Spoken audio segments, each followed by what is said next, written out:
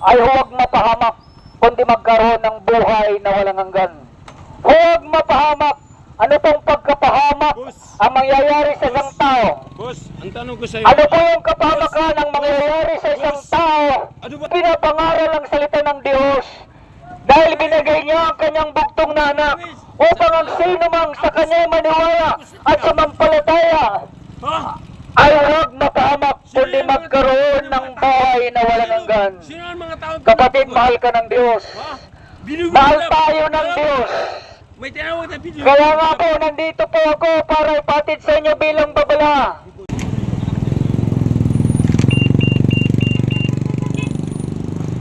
Hello.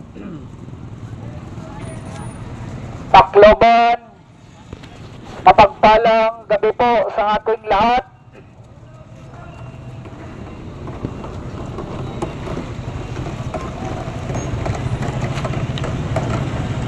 Naparito po ako sa gabing ito para maghatid sa inyo ng ebanghelyo ng kaligtasan, ebanghelyo ng mabuting balita, ebanghelyo na walang bayad.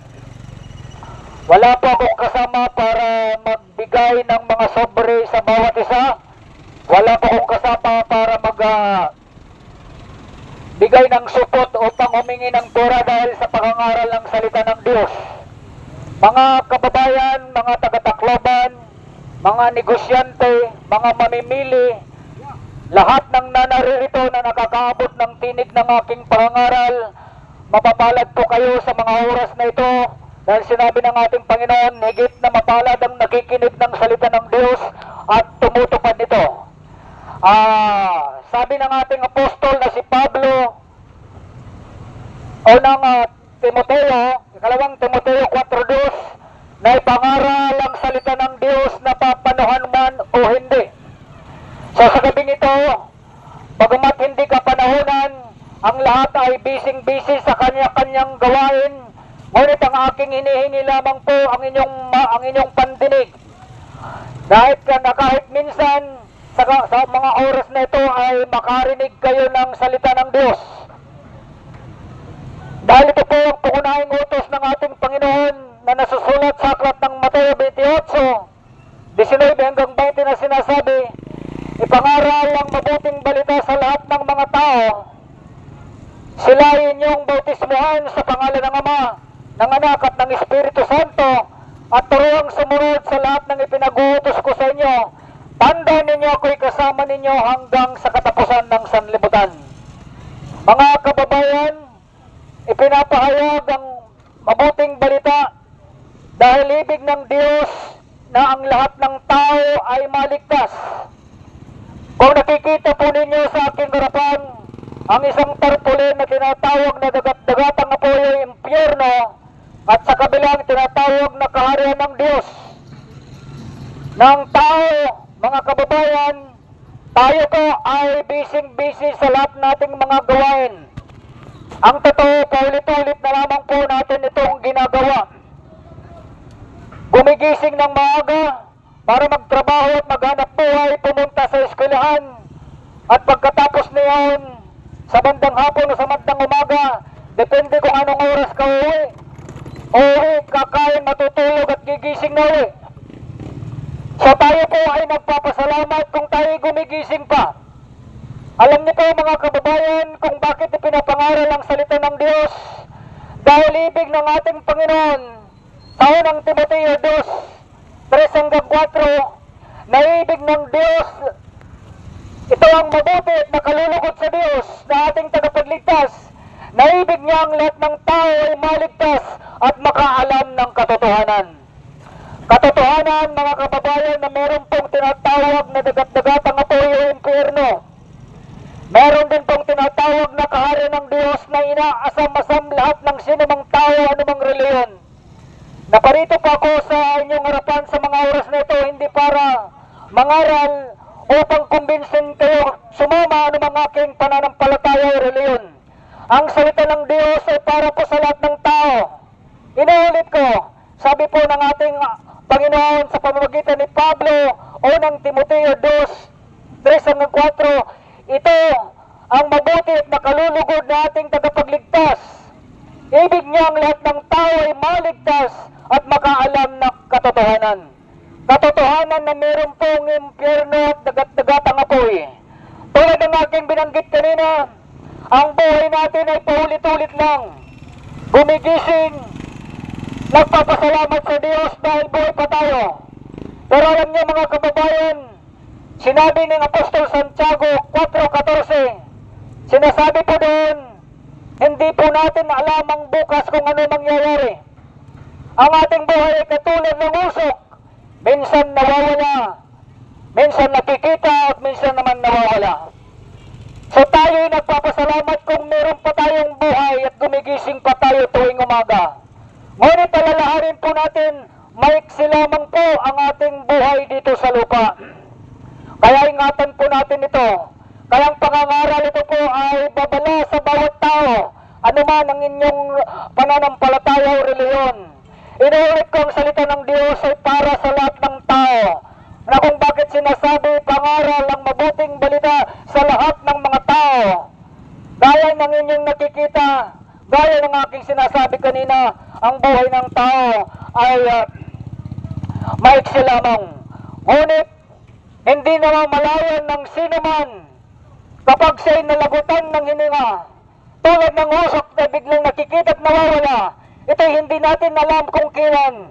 Kaya pinapangaral ang salita ng Diyos para makapaghanda ang bawat sino man na nakakarinig ng salita ng Diyos na ang tao ay meron pong dalawang pupuntahan. Ang tinatawag na kapuwalang hanggang kapamakan na tinatawag na impyerno. Maaaring sa mga oras na itong mga tao hindi pa naniniwala dahil siya'y buhay pa. Ngunit ang pangangaral ng salita ng Diyos ay ito'y babala para malaman ng sino man na dapat mag-ingat. Ingatan natin ang ating buhay dahil isa lamang ang ating buhay.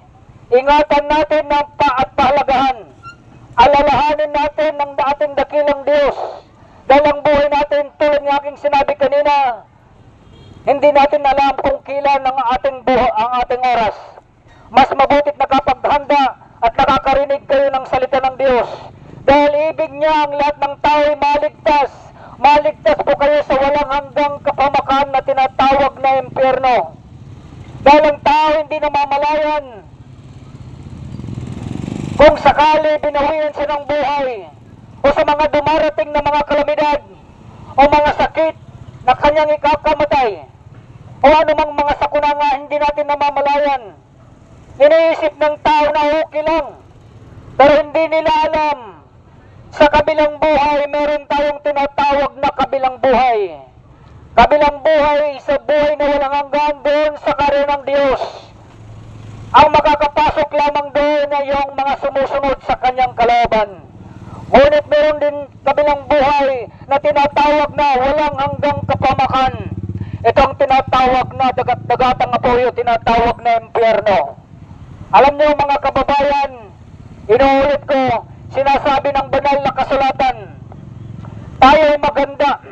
Hindi natin alam ang bukas ang mangyayari o hindi natin alam kung kailan darating ang ating Panginoon. Ano mga oras ay darating maging sa ating gabi, madaling araw, o ano mga oras. Ang importante nakapaghanda ang bawat isa. Ano po ang tinutukoy na makapaghanda? Makapaghanda po na sana'y tanggapin mo na ang ating Panginoong Hesus. Maniwala po tayo sa ating Panginoong Hesus. Hallelujah. Alam niyo ba kung bakit sinabi sa 3:16 ng Juan, gayon na lamang ang pag-ibig ng Diyos sa sanlibutan, kaya binigay niya ang kanyang bugtong na anak, ang ating Panginoong Kristo, nang sino mang sa kanya sumampalataya o maniwala, ay huwag mapahamak, kundi magkaroon ng buhay na walang hanggan. Huwag mapahamak. Ano pong pagkapahamak ang mangyayari sa isang tao? Boss, ang tanong ko sa'yo. Ano po yung kapahamakan ang mangyayari sa isang tao Ano ba ang topic kapag natin? siya ay nawala na sa mundong ito? Yan ang tanong natin. Yung sinasabing pagkapahamak, ang dagat-dagatang apoy, Di ba natin? ito po yung tinatawag na pagkahamak ng bawat tao. Boss, Ipinapangaral ang salita ng Diyos upang makaiwas dahil mahal po tayo ng Diyos. Hallelujah. binibulin. Kaya nga ipinapangaral ang salita ng Diyos dahil sinabi nga ng ating Panginoong Diyos, bumaba siya sa lupa, nagkatwang tao. Kaya sinabi ng Diyos, ibinigay niya ang kanyang bugtong na anak upang sa kanya sumampalataya ay huwag mapahamak. Saan mapahamak dahil ang tao papunta sa lahat ng kapamakan? Ano po itong kapahamakan na sinasabi ng banal na kasulatan? Sinasabi ng lap. Ang kapahamakan pong ito, mga kababayan, ito po yung tinatawag sa Hallelujah, yung dagat-dagatang apoy. Nais ng Diyos ng tao ay maligtas at makaalam ng katotohanan. Boss. Kaya po mga kababayan, Boss.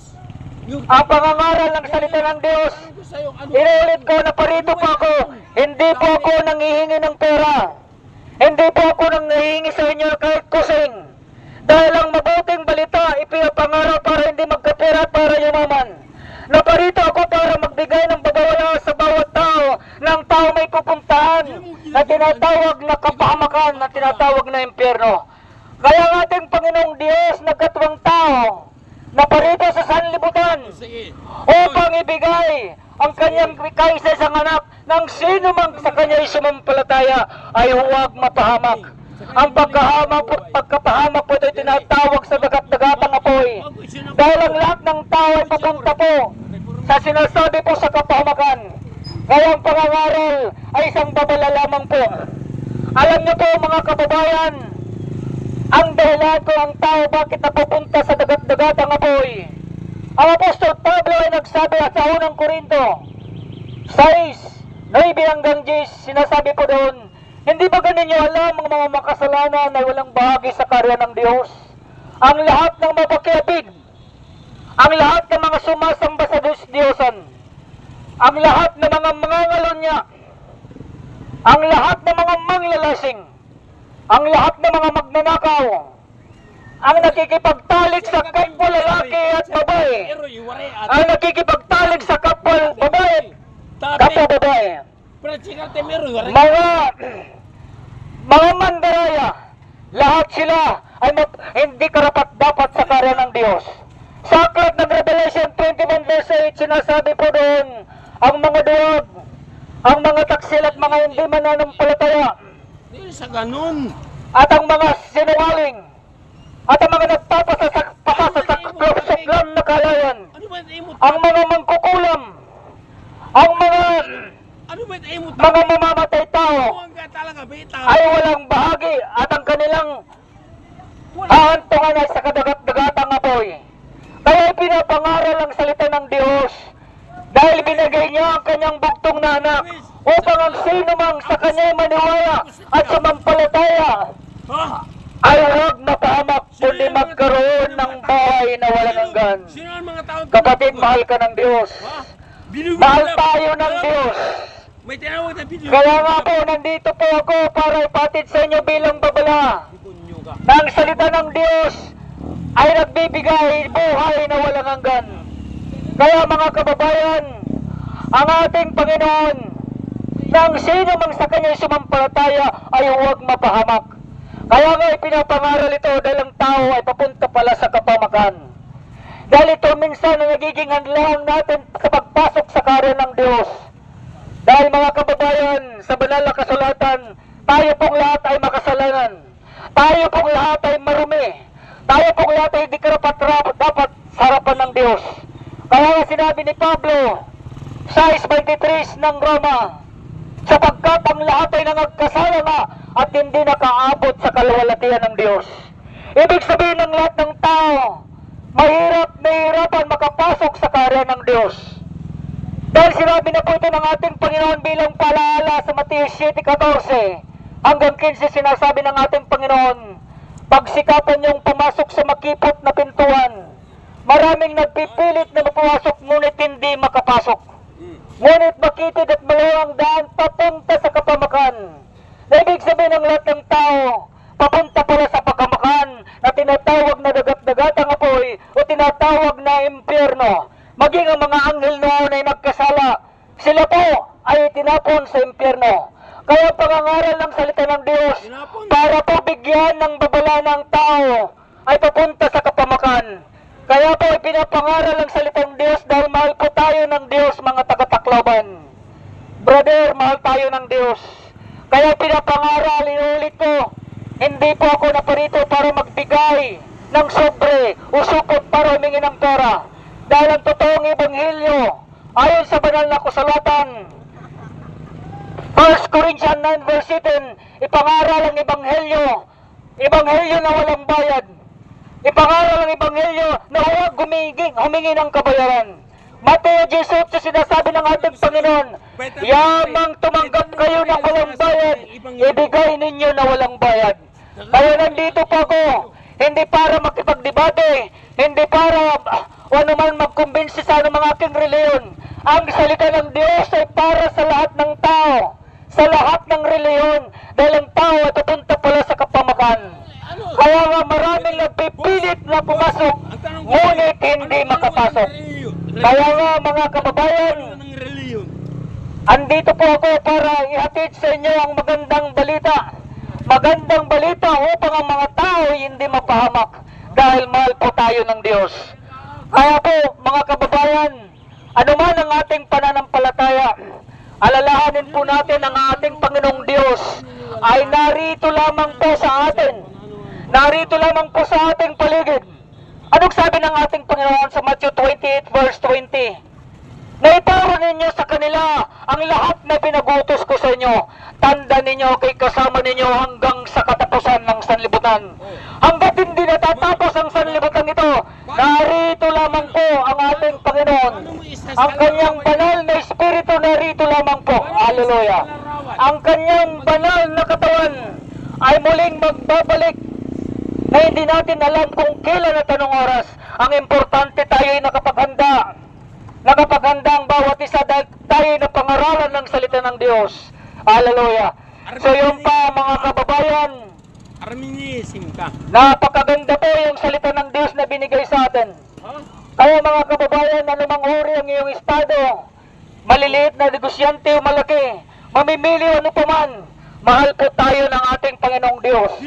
Maging ano ka man, maging kriminal ka man, maging lisinggero ka man, maging mamamatay tao ka man, mahal tayo ng Diyos.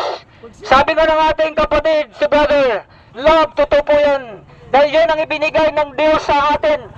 Pinakamahigit na utos, pinakahuling utos, pinakahigit na utos nga magmahalan kayo. Yan po mga kababayan. Kaya, isa ako na naparito para ipaabot sa inyo mabuting balita, anong klaseng tao ka man, mahal tayo ng Diyos.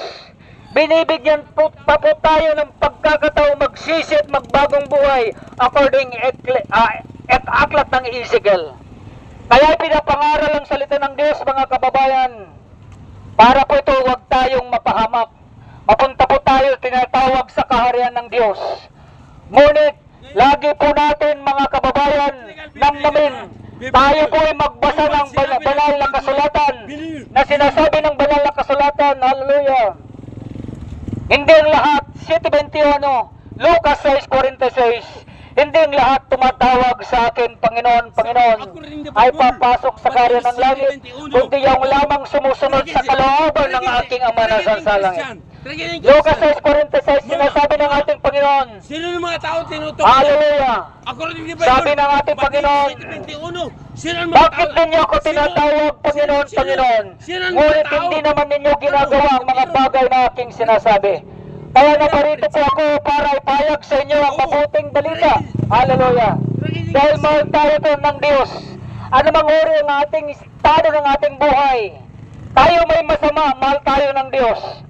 Ipinapangaral ang salita ng Diyos upang ang sino mang tao ay huwag mapahamak. Kaya mga kababayan, maraming pong salamat. Hallelujah. Sa inyong pakikinig, sa munting pakikinig. Sinabi po ng ating Panginoon, Kawikaan 1:33. Hallelujah. Kawikaan 1:33, sa lahat ng naabot ng tinig ng aking pangangaral.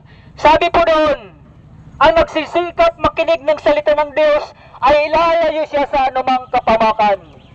Kaya isa din po ito sa pangangaral, saan ka mang sulok na naabot ng tinig ng aking pangangaral ay ilalayo po talaga tayo sa kapamakan dito sa lupa. Ngunit higit sa lahat, ang kapamakan na aking pinapangaral ay ayaw ng Diyos na kayo'y mapunta sa tinatawag na dagat-dagatang apoy. Kaya po mga kababayan, sinabi ng ating Panginoon sa aklat ng Juan 8:47, ang mula sa Diyos ay nakikinig ng salita ng Diyos. Ngunit hindi kayo mula sa Diyos, kaya hindi ninyo pinakikinggan ang salita ng Diyos. Higit na mapalad ang nakikinig ng salita ng Diyos at tumutupad nito. Bulan ka kapatid, Ha? mapalad ka kabir. Sabi ng ating Panginoon, mapalad kayo kapag ginaalimura at pinabuhikan. Sino nga ang mga tao? Naparito pa po dahil sa aral ng salita ng Diyos, normal po ang mangyayari na tayo pagwikaan ng masama. Kaya higit na malaga, may aabot ang tinig ng pangangaral na ito dahil ang salita ng Diyos ay para sa lahat po ng tao. Para po sa lahat ng tao upang sila'y maligtas. Kaya mga kababayan, kapatid, mahal ka ng Diyos. Alam mo yung trick. Sabi ng ating Panginoon, sino mang tao ay handa siyang magpatawad. Binibigyan tayo ng pagkakataong magbago at magsisisi. May panahon pa po tayo para magbalik loob sa Diyos. Ang ating Diyos, sinabi pa nga sa aklat ng Jeremiah 23:23, ang Diyos ay nasa langit, nasa lahat ng lugar, nasa lupa at nasa ilalim ng lupa, na kung bakit sinasabi niya, ako'y sumasa inyo hanggang sa katapusan ng sanlibutan. Ang kanyang banal na espiritu nandito lamang po, haleluya. Sapagkat saan may dalawa o tatlong nagkakatipon sa aking pangalan, naroon akong kasama nila. Ang ating Panginoong Diyos ay narito. Kapatid, magsisi ka at magbago. Dahil meron pa tayong pagkakataong magbagong buhay.